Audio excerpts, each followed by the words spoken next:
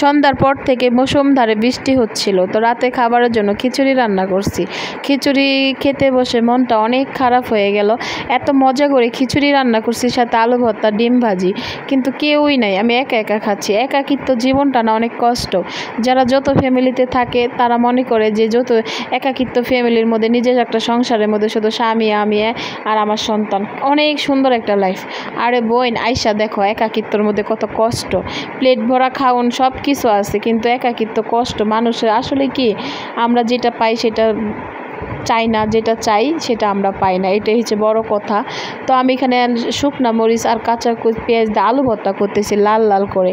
এই ভর্তাটা যদি আজকে আমার ফ্যামিলির শাশুড়ি থাকতো, ননদ থাকতো বা যা থাকতো, তাদেরকে দিয়েই করাইতাম। আসলে কি, নিজের হাতের থেকে অন্যের হাতের ভর্তা আমার সবসময় মজা লাগে, নিজের হাতের ভর্তা আমার ভালো লাগে না। এদিক দিয়ে রোহানের আব্বুও নাই যে ওনাকে দিয়ে ভর্তা করাবো।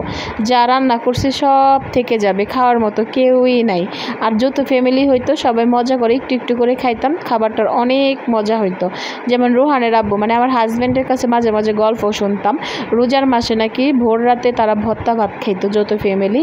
তো আমার শাশুড়ি বলে বেগুন আলু একসাথে ভর্তা করতো আর গরম গরম ভাত সবাই একসাথে মিলে খাইতো শীতের সময়, অনেক মজা হইতো, অনেক আনন্দ হইতো।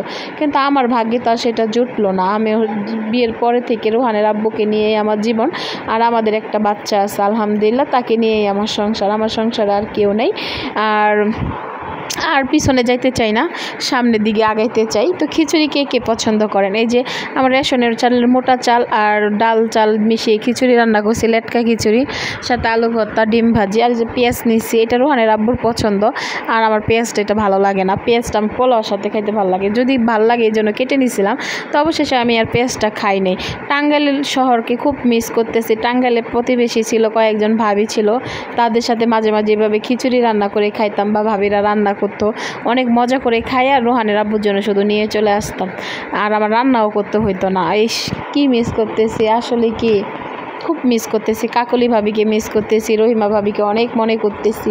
কারণ আমার তো রেশনের চাল থাকতো, ডাল থাকতো, আমি শুধু চাল আর ডালটাই দিতাম, মাঝে মাঝে তেলটাও দিতাম। আর সম্পূর্ণ দিয়ে খিচুড়ি রান্না করতো, সবার সাথে মজা করে খাইতাম, গল্প করতাম, খুব সুন্দর একটা সময় পার করতাম। আই মিস ইউ ভাবি। আসলে কি আমি অনেক স্বার্থপর হয়ে গেছি, আসার পর ওদের সাথে আর ফোনেও কথা বলি না, যোগাযোগ করি না, এটাই বাস্তব। যে যেখানে থাকে না সেখানকার কথা।